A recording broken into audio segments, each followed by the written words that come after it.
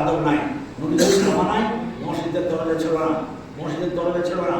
এখন ভালো ভালো দরজা, ভালো ভালো তালা লাগিয়ে মসজিদকে জমঘর করে রেখে দিচ্ছে। কারণ মসজিদ তালাদ নাই, মসজিদ কেউ তো আসবে না, রাতে তো কেউ নামাজ পড়তে আসবে না, কেউ তো তাহাজ্জুদ পড়বে না, মসজিদে এসে কোনো মুসাফির ঠাঁই হবে না, তারা কোথায় যাবে?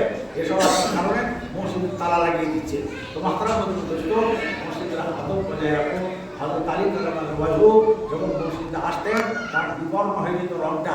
জিজ্ঞাসা করা হতো, হুজুর আপনি তো বাহাদুর, আপনার রং ফিকা হয়ে যাচ্ছে কেন?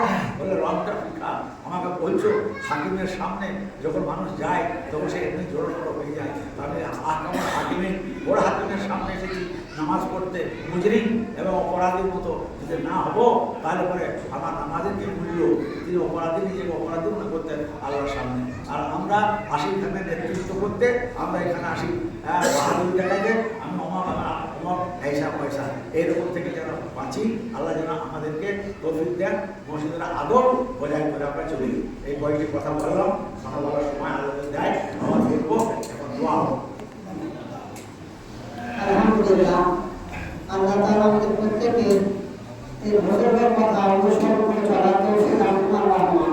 আর কর্তৃপক্ষ যারা যেখানে আছে একটু যেন আমার মসজিদের ভিতরে চলে আসে, দোয়া হবে ইনশাআল্লাহ।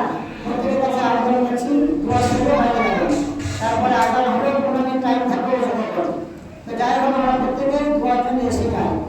প্রত্যেকের জ্ঞাতার্থে জানাই যে আজকে এই মজলিসে যে সমস্ত ওলামায়ে আমরা কথাবার্তা রাখলেন, কেউ টাকা পয়সার জন্য নয়, প্রত্যেকে ফ্রিতে এসে। এর আগে আমরা আমাদের বক্তা বাংলা, উড়িষ্যা, বিহার সব জায়গায় বক্তব্য করেন, যেনাকে আমি সকালেই বললাম, 8টার সময় ফোন করলাম, মসজিদ উদ্বোধন বলে হ্যাঁ যে যাবো, বলে ভাই টাকা পয়সা কিছুই নাই, এমনকি রাস্তা খরচে পাওয়া যাবে না, তবুও যাবো বলে আমরা আমার সঙ্গে বক্তব্য শুনলাম। যাই হোক, আল্লাহ তাআলা প্রত্যেককে কবুল করুন। আল্লাহুম্মা আমিন। ভাই প্রত্যেকে ভিতরে চলে আসি, কিছুক্ষণের জন্য আমরা ভিতরে চলে আসি, দোয়া হবে। আর একটা বিষয় হচ্ছে, আমি অযোগ্য, তারপরে ইনারা আমার কিছু দায়িত্ব দিয়েছেন, দায়িত্ব পালন করছি।